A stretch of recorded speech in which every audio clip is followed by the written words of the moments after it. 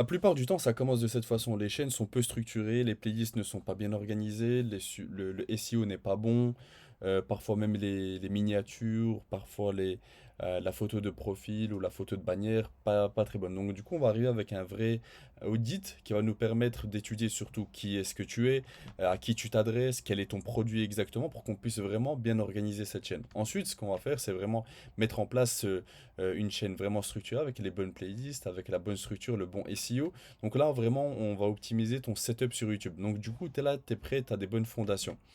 Ensuite, on va étudier la partie contenu. La plupart du temps, ce que vous faites, c'est un vrai mélange de sujets et d'audience. Parfois, vous allez les adresser à une audience assez large, parfois à une audience plutôt réduite, et en mélangeant un peu les sujets qui vous plaisent. C'est pas forcément ce qu'il faut faire.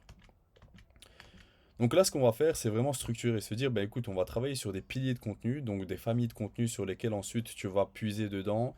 Par exemple, un coach sportif, il va souvent agir sur la partie exercice, sur la partie diététique, sur la partie éventuellement lifestyle, et puis une autre, c'est éventuellement du mindset. Et ensuite, il va puiser dans ça pour ensuite créer pas mal de vidéos qui vont être liées à ces piliers de contenu.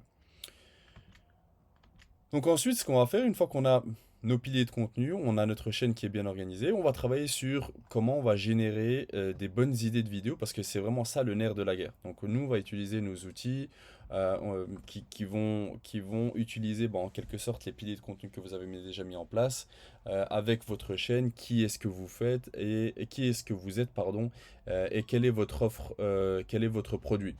Donc là, avec notre outil, on va étudier le marché, voir ce qui fonctionne bien, ce qui ne fonctionne pas bien, mais toujours le lier à qui êtes-vous.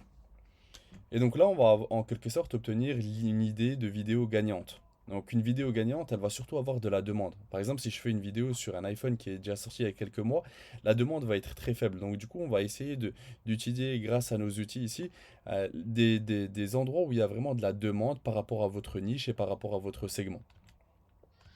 Ensuite, on va optimiser, du coup, on va travailler sur le script, vraiment très high level, pas vraiment rentrer en détail. Il faut jamais lire un script complet, ça enlève tout l'aspect naturel.